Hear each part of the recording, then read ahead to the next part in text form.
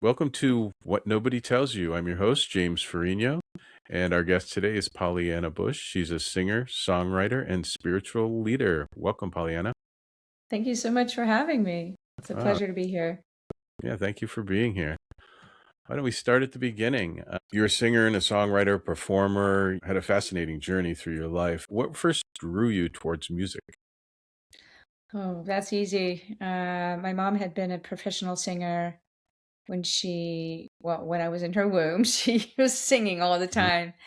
And so I came back, I was born into the world of singing and music. And she was my first singing teacher, and she taught harmony. And our family would sing together. We'd go on camping trips and sing around the campfire. And that was my first circle singing experience of singing rounds and harmonies and things together. So that was literally, I was bathed in the waters of music when I was in her womb. And then it continued growing up. Choir when I was 5 and I was in my first church choir. And we were called the cherubs, which other people Mm, thought was really cute. hmm We had these little bow ties and little cherub robes.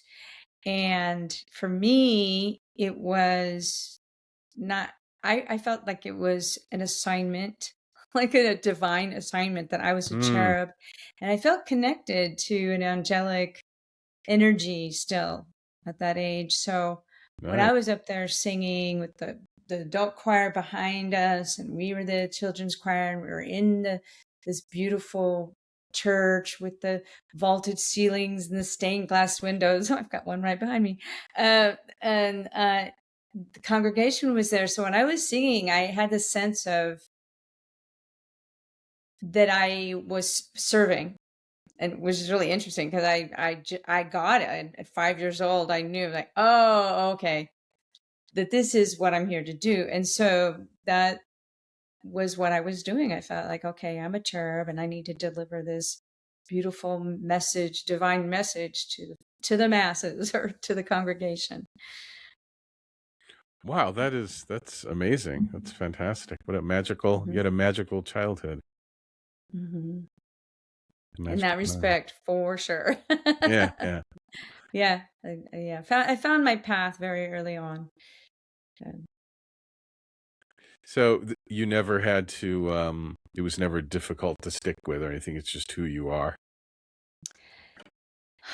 I wouldn't say it was never difficult to stick with. Okay. I definitely had challenges. It just was never, well, there were moments when I got discouraged about something where I felt Mm, like I wasn't meeting a certain bar. And I had a mhm, pretty high bar.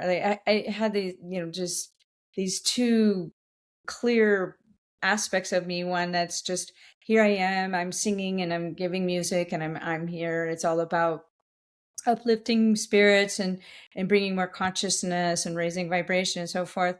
And then there's this other side. It's very much about, okay, it's got to be perfect and I got to be da, da, da, da. So there were times when I would be mhm. critical of my singing, and then what I would quit for an hour. Oh, wow. Well, it's yeah, and growing up, it was at 6 years old actually, and my mom was the person that I idolized. Uh, I was already singing in choir. She told me I didn't have a solo type voice. So here's this person who's Uh, my idol, my mentor, and she says I don't have a solo type voice that it's good for singing in a choir. I mean, you don't tell a 6-year-old that, but there it was. So that was something that it had a double, like, part of it was like, oh yes I am, and had that part to it, and then there was also sometimes some doubtful voices that would come in. mhm. But yeah, I've had, anytime I've hit an obstacle where I'm like, okay, I quit, the universe always would provide some kind of major, oh no, you don't. Like one time I came home, I had opened up for at a pretty big venue for a very big artist, and I did a solo set, And the engineer handed me the recording, and at the time it was a CD, after the set, as people had been lined up to buy my CD, people who had never heard me before, and had me sign it and everything. So I'm having this moment, right? And he hands me the recording of my set, and the next Mhm. morning I listen to it, and I'm being very critical, right? And I Mhm. decided I quit. So I Ah. quit. I take the CD out on the back deck, and I'm smashing it with a hammer. And my boyfriend comes out and he said, "What are you doing?" And I said, "I quit." Because I was being in my head, I was being critical. Mm. And then later that afternoon, I received an email from a teenager who had bought my CD on CD Baby, which is called "Dying to Be Born." So, there you go. And she's like, "Thank you so much for your music. I've just returned home from, I'm 16 years old, and I just returned home from running away for the sixth time. And your singing and your music has inspired me to continue living." So I go, Okay. "Oh, okay." Maybe it's not about me, And so it, anyway, just to the point of, without any challenge, it's been challenging. There are things that are Mhm. challenges about, being a musician and so forth. And the, the habit of being, or the messages of, oh, you have to measure up and things like Mhm. that. I suppose that would be for most people in some, whatever part of their life. It's been, it's been a way to grow myself, to come Mhm. to a place where, okay, maybe that whole perfect thing isn't really that important. Maybe it's really about Mm. just being present and offering my gifts and noticing the impact that it has on people. And, really at the end of the day, that is what it's about. So, Mhm. yeah. Yeah, that's fantastic. I love all that, and yeah, people are always the most critical of themselves, Hmm. and, yeah, the universe doesn't mess around when it sends you a message, huh? Not, oh, never. I'd be like, stop, stop that. I got that. Okay, thank you. It was So a good moment. it It can was be a really really good moment. challenging, but the message is clear. Yeah. If you're looking for practical help creating healthier relationships, understanding your emotions, and creating lasting changes in your life, I also work with people one on one. You'll find more information in the description. So, you have this song called Hush Now that deals with your father's death. Do Hmm. you want to talk about that?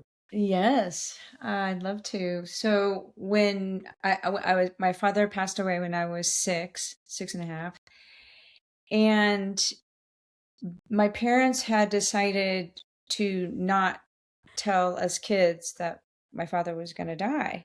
Mm, And so it was a shock. And it was five of us kids. And on the last 2 weeks, he was dying of cancer. Last 2 weeks of his life, they sent each of us away to these separate houses. So I wasn't even with my siblings. I was in this mm, really weird zone of what is going on, and the adults were acting strange, and I could just feel this oh, darkness, like, what is that, and then finally, my dad had passed away, and his friend came and picked me up, before going to school that morning with my friend. I got home, and we went into my parents' bedroom. My dad had, I knew he had been sick. Had been a hospital bed in there, but I didn't have the idea, oh, he's going to die, or I don't even know if I really ever thought about death.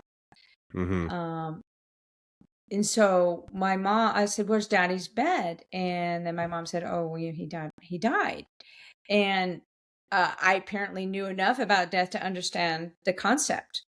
However, after that, there was nothing said, like no grieving together, no gathering together, really. mm, The funeral was a weird thing.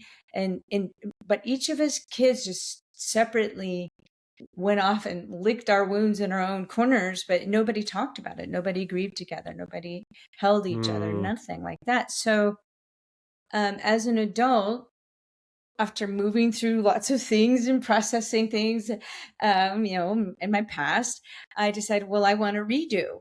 I want to tell the story in the way that I would choose for it to happen. yeah. So that's what the song is. It's really a song from the voice is from the perspective of being the mother, being the wife, and sitting next to her husband as he's passing away, and she's singing to him. And in the verses of that, you find out, okay, well, there's all this awareness going on, this communication about it. And the kids have all been told, and little Julie, drew you a picture of angels teaching you how to fly. Just all these really beautiful things that by making it conscious, this transition, which Mm-hmm. is a very powerful moment that doesn't have to be just this horrible, scary thing. It's just, it's part of our journey, Mm-hmm. as beings. And so, yeah, it was a retelling of that story.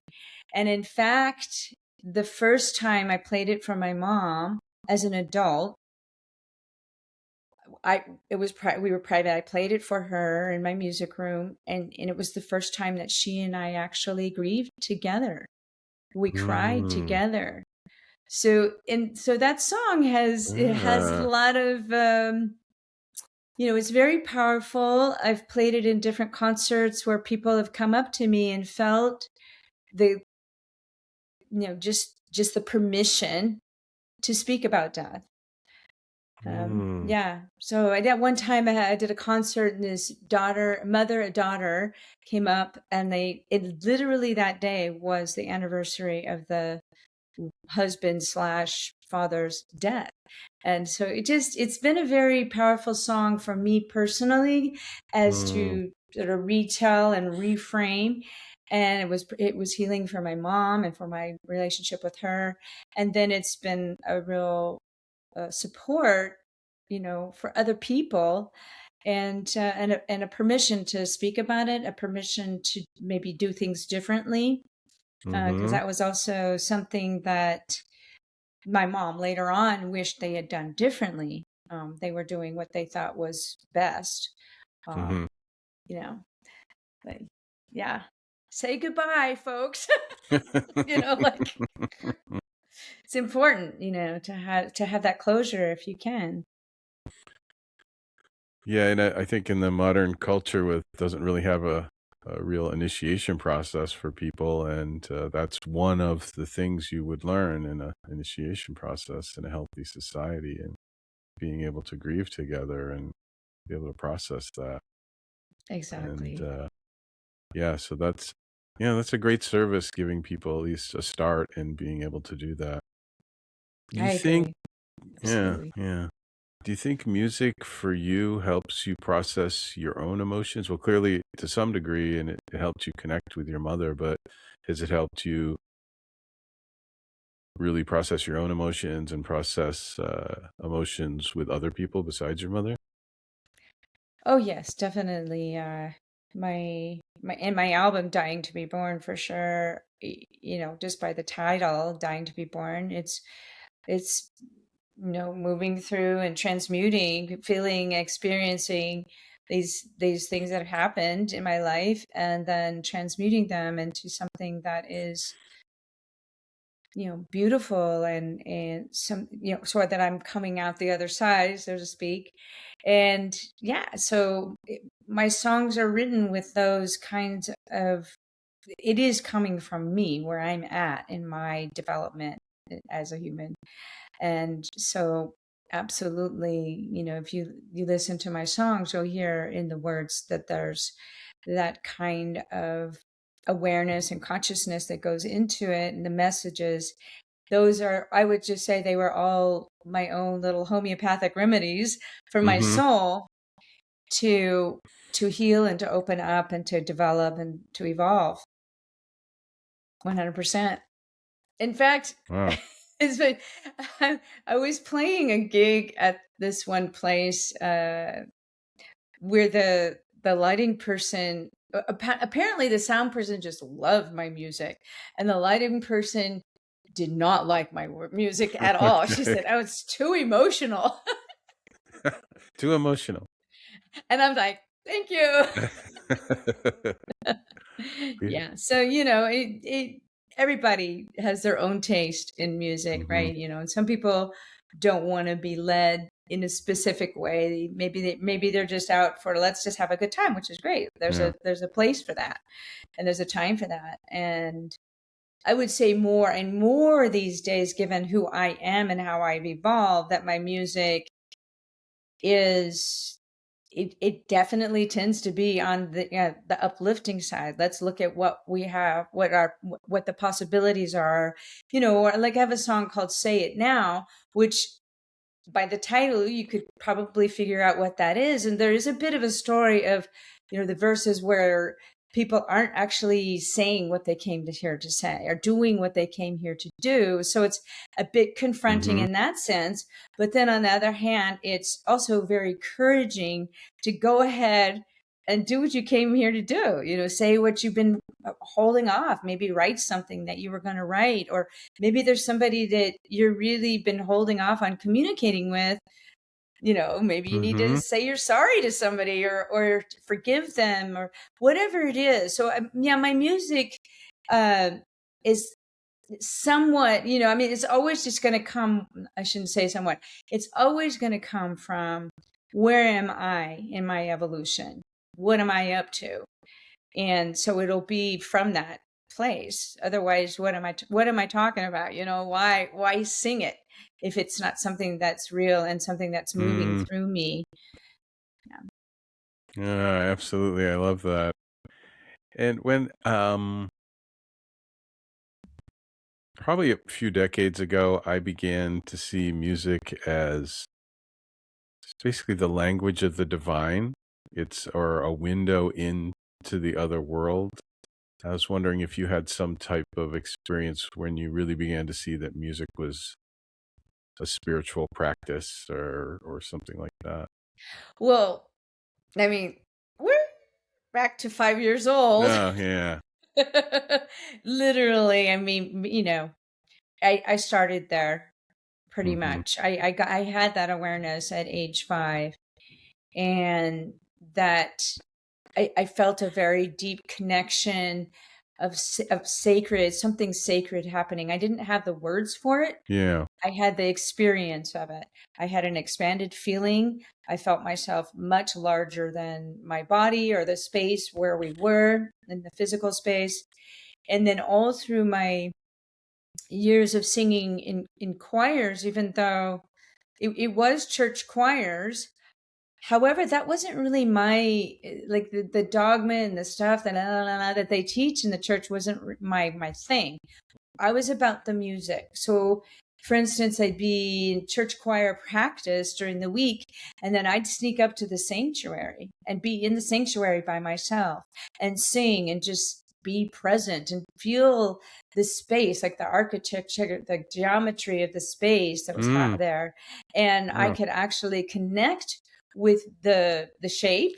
Uh, and the colors, the stained glass windows, the arched ceilings, and that sort of thing. So that was something that was very much a part of me that I was aware of, with the singing and the presence combined, right? That is very sacred. And yeah, just and going on into experiences of singing and being in that kind of otherworldly or this worldly Mhm. experience of expansion, presence, knowing, direct knowing, bliss, ecstasy, all of those experiences that we would call divine. Mm. Yeah. So your experience preceded your understanding of what that even was. Yeah. Yeah, I didn't have wasn't able to cognize it. I wasn't able to say, "Oh, I'm having a sacred experience," or "Oh, I'm having I'm having a transmission of some sort happen." I Yeah. didn't have words like that. I didn't need that. I just knew. I just had a knowing, a direct knowing, which Mm. ultimately, when we're having a what we would describe as spiritual experience or expanded experience, it's that direct knowing anyway, Yeah. right?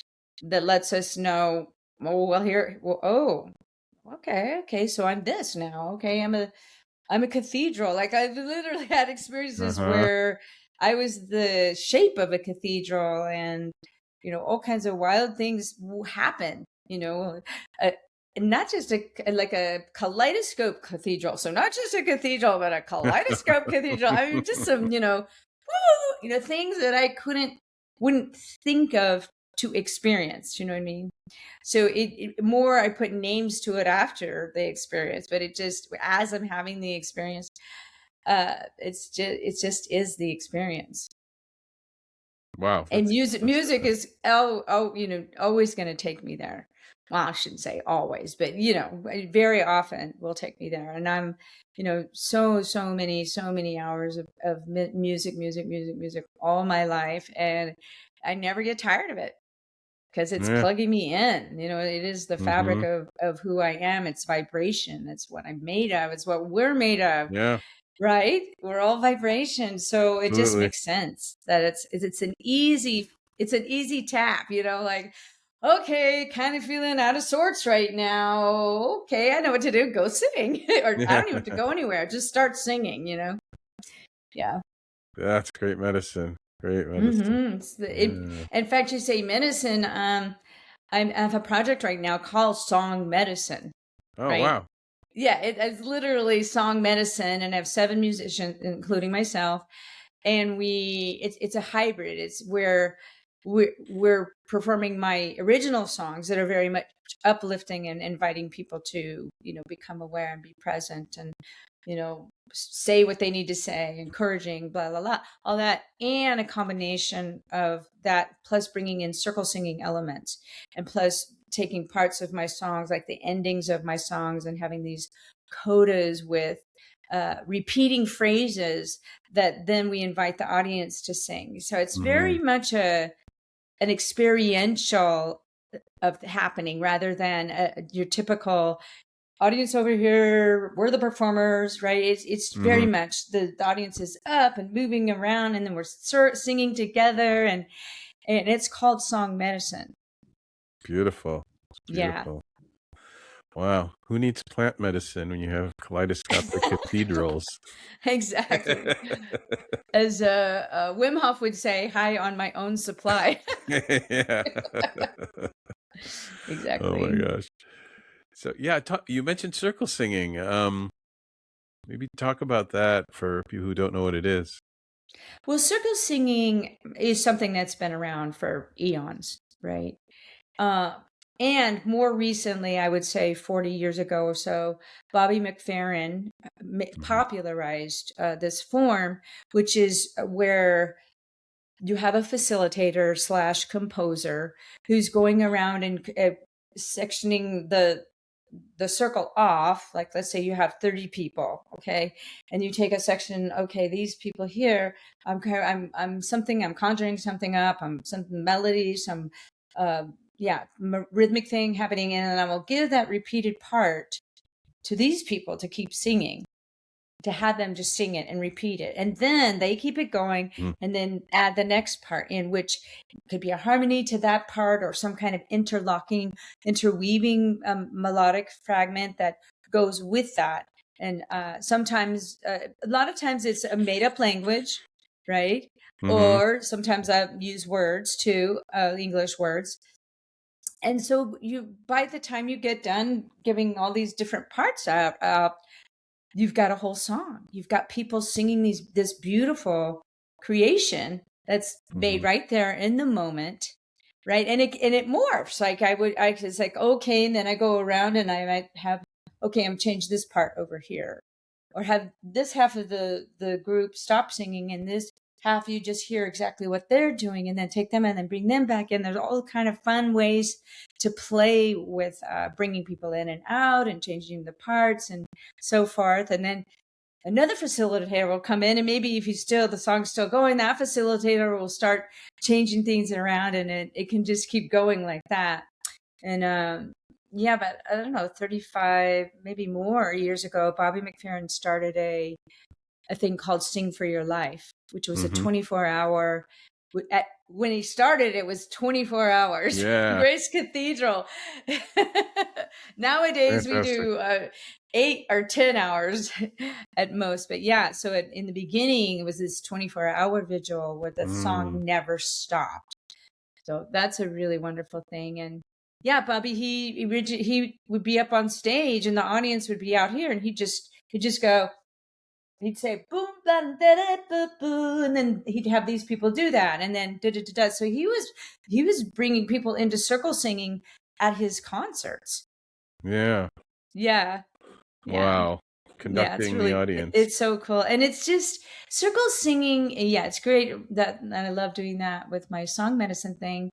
And circle singing, it's so immediate. Like we're talking about the vibration and how you can, the connection to divine and then connection with each other. So it's an immediate, salve over any kind of social blah, that might be going on, or maybe somebody comes in and they're feeling pretty dejected or like they're not part of something, and then they come in and they circle sing, and suddenly there's all this belonging and feeling connection and melting and oxytocin and all the good feel goods, all the feel good hormones. Yeah, and it's just a wonderful, wonderful way to connect with others and feel a sense of community. Yeah, I've been there quite a few times when it was 12 hours. Yeah. And saw Bobby McFerrin recently. Yeah, it's amazing. You don't have to, I guess, unlike like acting improv, which it's very difficult to improv. So the standards are different than they are for something that's prepared. But for this, it's so incredible that you don't need to have different standards. It's just, if not more incredible than something that's been prepared. So yeah, well, yeah. it's different flavors. And, in terms of music that is composed, I mean, there are some pieces that are composed that every time you listen, you're like, oh my goodness. So Yeah. that's wonderful too. I mean, music just gets to be expressed in all kinds of ways. Yeah. And circle singing has its own special flavor about it. And yeah, well, and because I love the songwriting and being able to craft something and put so much thought and love into it.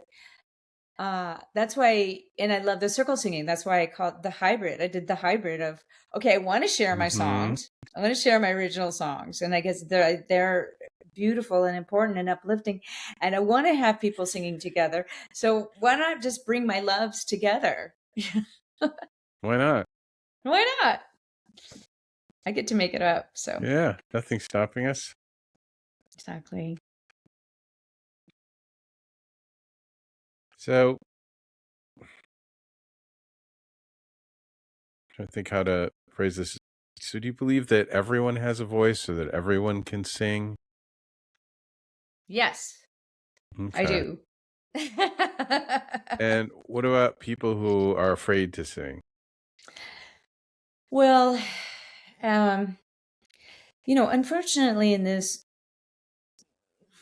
Western culture, I guess, or there's a certain attitude that a lot of us have been born into, right? That,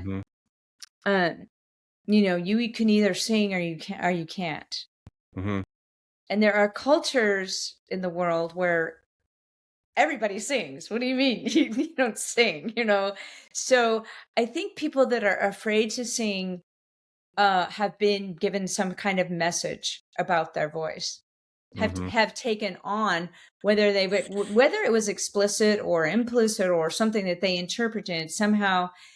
Well, of course, you just listen to anything. Like, oh, she doesn't have a good voice, and oh, don't want to hear me sing. So people are being given these messages, and so even though I think singing is a birthright, and yes, absolutely everybody can sing. If you have a voice, you can sing. And people that are afraid to sing have been subject to some kind of message like that, to be concerned about singing, to have a self-consciousness about their singing and what it sounds like to other people. Mhm. And that's a learned behavior. Little kids, they just sing, they just make sound, they just use their voice and they express themselves and they're free, right? Until somebody gets a hold of them, like my mom saying, you don't have a solo type voice. Like that, Yeah. that landed, that was intense, Oh, thanks, mom. and huh? Thanks, mom. Yeah, she she was sorry about that too. Yeah. And of course she later on was like, what was I saying? It's We all just say right. things. Huh? We all just say things sometimes. Yeah, she used to. I think she tried to do the preemptive. Let me not make it so that you don't get your hopes up. Mhm. Like she told my sister she couldn't dance, or she told me, you don't have a soul, so that I wouldn't go for something and then get disappointed. Yeah. That's one strategy that sometimes people have. Um, Trying to save Not my you. favorite, but Yeah. yeah, people that are afraid to sing. It's somehow some version of your voice isn't right, your voice isn't good, you're tone deaf, you're blah blah blah, or you should sound like la la la, or you either have it or you don't. I've just so much fooey, right? Mhm. Now, it's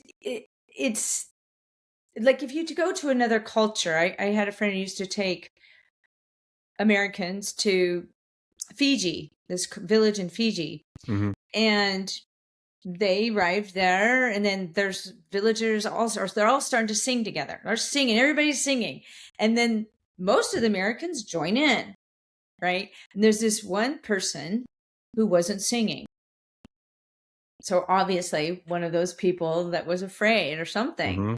And through an interpreter, one of the villagers said, are you not feeling well? Mhm. Because to that person, a person who's not singing is like if you can't eat that day or something, like do you need to lie down because Yeah. you're not singing? Yeah.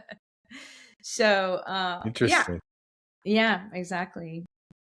And some people will say, well, what about singing in tune and things like that? And what about tone deafness and stuff like that? Which, uh, by the way, tone deafness doesn't really exist on in any really measurable level. Mm. Mm. Um, I've taught people to sing in tune that had never matched a note really their whole life. And then, yeah, Wow. so it's people can sing in tune. They just haven't figured out how we have that eye hand coordination. Well, Yeah. it's like an ear voice coordination. You're not tone deaf, you're hearing the tone, right? It's coming in Mm. here, it's coming in. But then, well, how does this apparatus match what you're hearing? And Mhm. so, a lot of people when they were growing up, because they were told you either have it or you don't, then they're told, mouth the words when you're in the choir and, like that. So they get Yeah. shamed, they get told to be quiet, uh, yeah, or judged or some in some way or another, and not because they didn't have somebody that could take them aside and go, hey, this is how you do it. Let me help you find those notes with your voice, that kind of thing. So yeah, people who are scared, look me up. I can help. If you're one of those people that are told you're tone deaf or you can't sing or you're just judging your voice. Um, yeah, because I've worked with people who have a lot of skill as a singer, sing very well in tune, and just, have a lot of expression, and yet they're very judgmental on their voice. So, Hmm. yeah. Yeah. So you must have seen people discover their voice for the first time. What's that like? It's it's just so wonderful. And when people come into, oh my gosh, and they've always wanted to sing, and then it's just such a thrill to witness, right? And then it just keeps snowballing the effect of it, where their voice opens up, and then maybe they sing all these songs that they'd always wanted to sing, and then their life starts to actually change. So I see people expand and come out and be more who they really are, be more authentic Mm-hmm. in their expression in general, and that's thrilling to witness. So yeah, it's a privilege too. It's a sacred privilege to be that. I feel like that I'm the midwife of voices. Uh-huh. Yeah. It's beautiful. Yeah. So have you noticed a relationship, I would assume, between your voice and your body? Well, my voice is my body. Ah.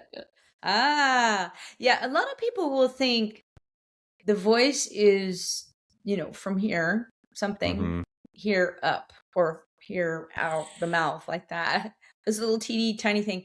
And actually, the singing involves your whole body. So, yes. Yes, singing comes from the whole body. And, in Mm. particular, your the rib cage and the diaphragm and the lungs and the back muscles and your whole upper torso, very, very much involved in singing. And so that, and then just also the experience of when singing, feeling that I could feel like this vibration is emanating from my whole body, right? From Mm. all my whole body, and then beyond my body, Yeah. Yeah. right? So it's Yeah, that makes me think that the connection between singing and dancing is closer than you might presume. oh, Perhaps it's the same absolutely. thing, Exactly. maybe two parts of the same thing. It is movement. There Yeah. is movement going on. So, I mean, even if you're a singer who stands quite still when you're singing, there's this all this movement that's happening in your body. There's your blood, right? Your oxygen, your like that. There's this movement that's going on. There's your cerebral spinal fluid is flowing, and just there's all this going on in the body um while singing. Wow. It's vibrating. Yeah, it's fascinating. I hadn't really thought of it quite that way before. Maybe you could even describe singing as a type of dancing. I would. I could. Yeah. Yeah, definitely. You know, it's it is a movement. So Yeah. yeah. Yeah, it's amazing. So we shift gears a little bit here. So have you ever worked with people recovering from addiction or something like that, and they've learned to heal through music? Yeah, I have. I have worked. I worked directly in a facility where women were coming off of. A lot of them, it was a combination of some substance abuse and then also love addiction, abusive relationships, things like that. And so I would Mm. guide them in a process of circle singing, and I have a particular process that I created where I have people become very present to their experience, and whatever the experience is, without defending against it or trying to change it. But so these women would come in, and a lot of them would say, "Oh, I don't sing," and like there's all this Mhm.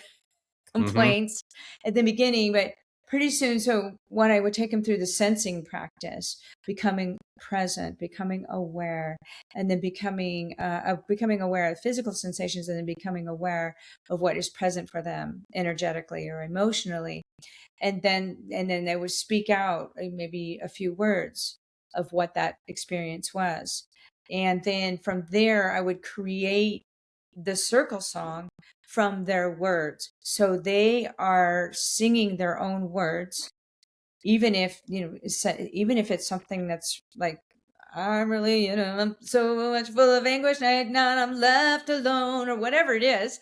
And Mm. then they're singing that, and then it's created this song, and then I add movement, have them add movement to what they're singing.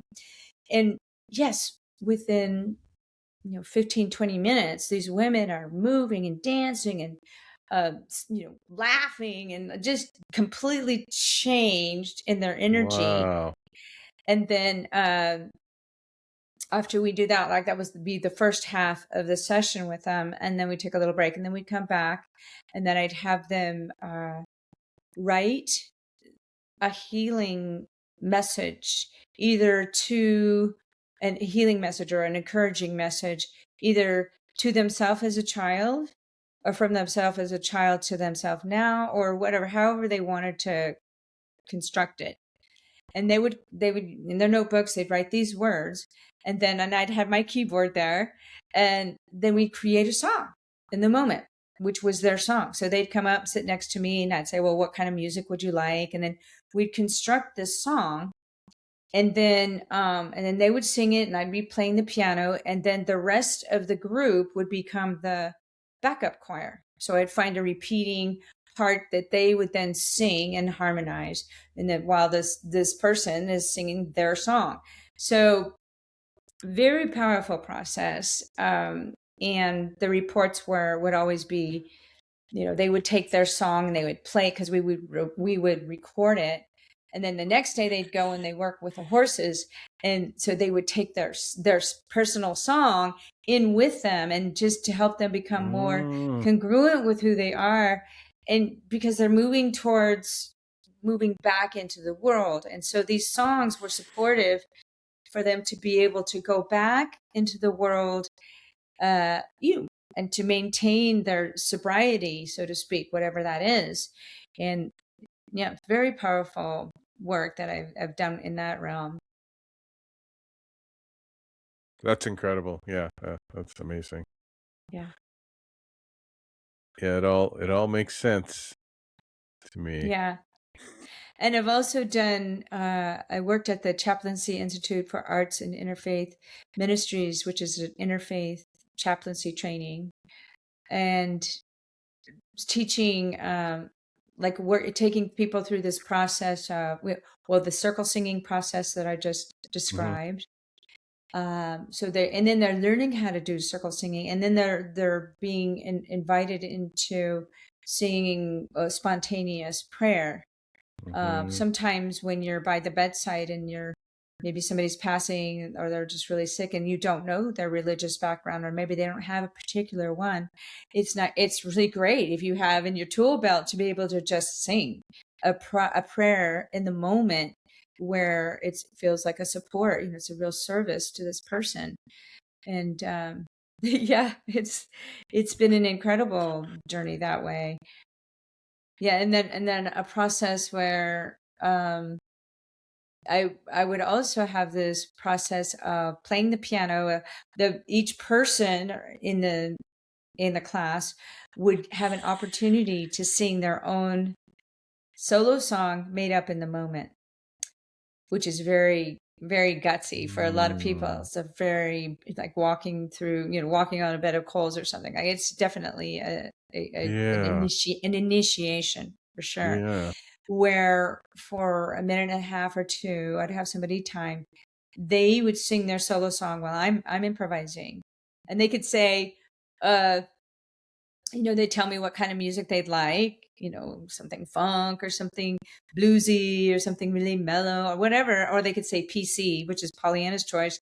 And then I Mhm. would read the kind of the energy, and so I'd start playing, and then they'd start singing. And sometimes these people are just like shaking and they don't know what, Mhm. but then something comes out, and they start off with, they say, well, I don't know where to start. Well, I say, we'll start there. Start with, I don't know where to start. So the Yeah. doorway was always wherever they were. I'm really terrified. I don't know where to start, and then something would Mm-hmm. happen and they would always be just, blown away. And then after the like minute and a half, the person who's timing, and I would do is I pick up a repeating phrase from whatever they were singing about, and the rest of us would become the background choir for them.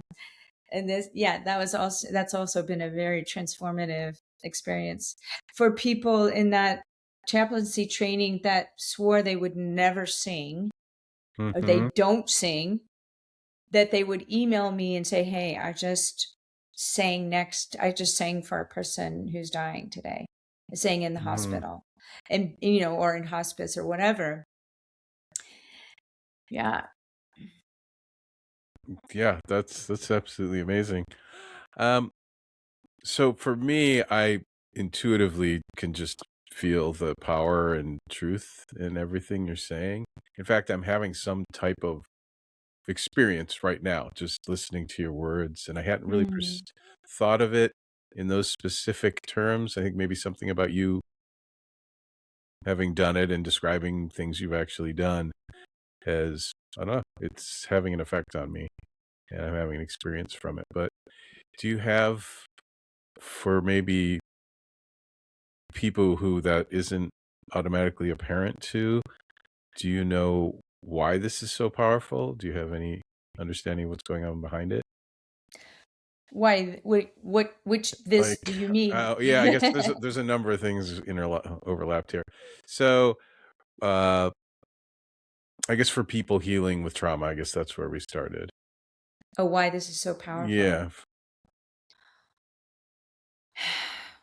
Well, to me, singing is such a direct experience, like we've talked about before. Hmm. The direct connection with yourself, with your soul.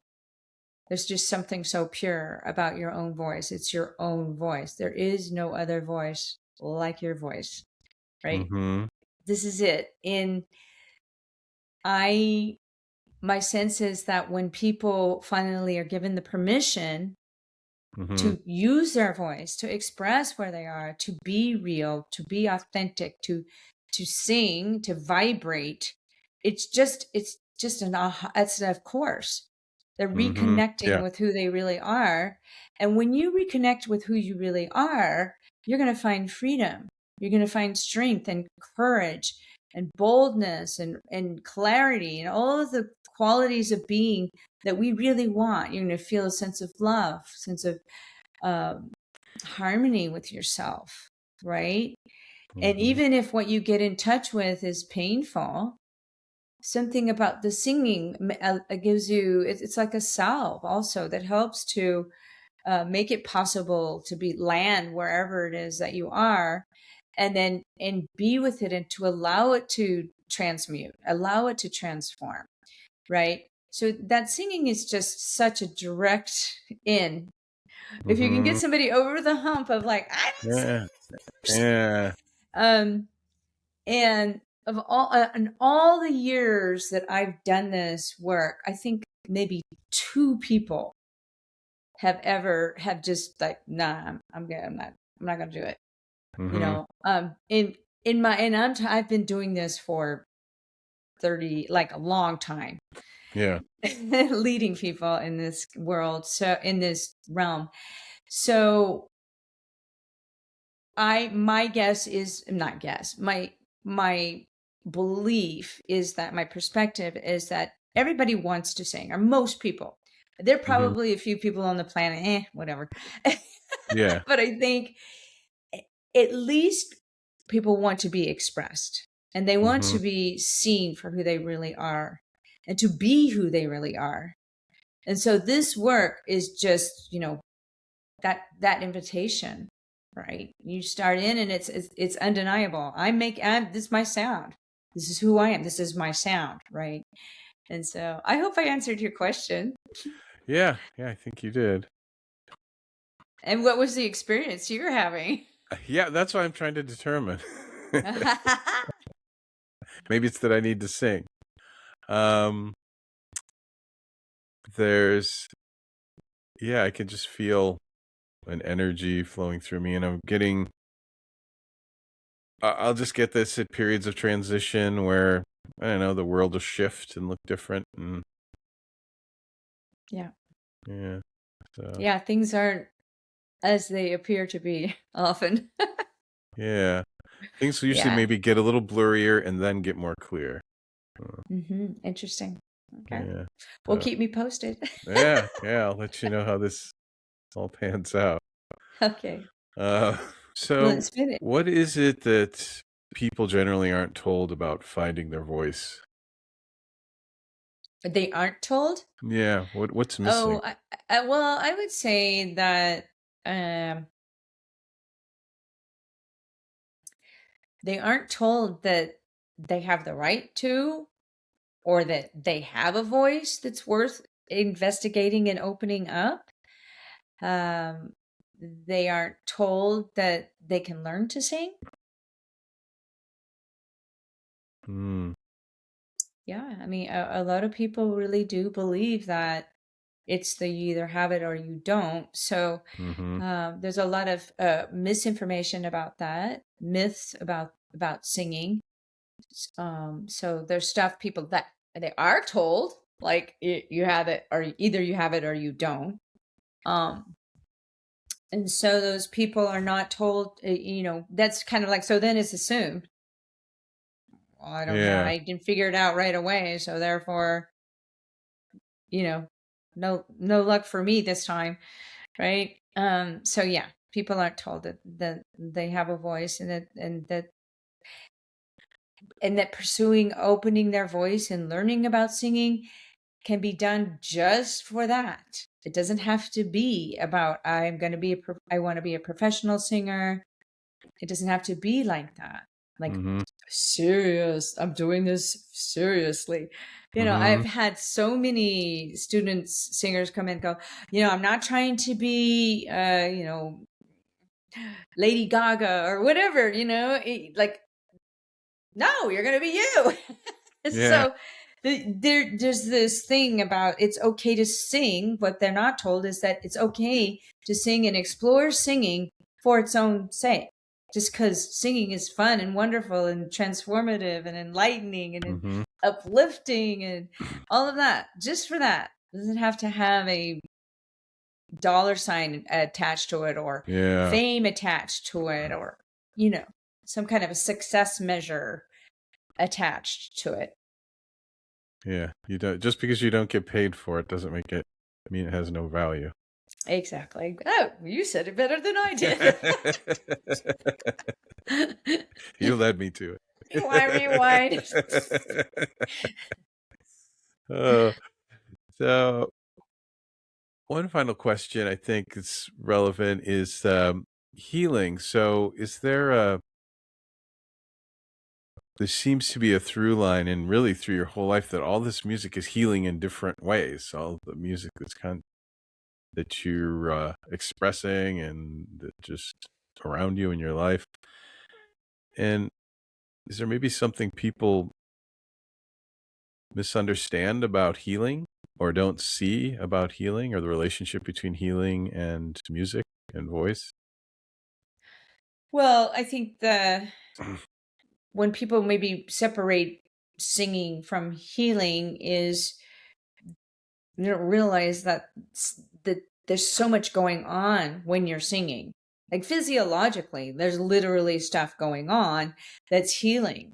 That's that is getting certain chemicals in the body functioning better, and it's vibration, right? So it's getting your blood flow better, it's getting your pulmonary system going better. So there's all these things that are happening Hmm. physiologically, that you can measure, that are healthy, right? That's going to Hmm. change you. And then there's the mood. It's going to shift your mood. So what is that?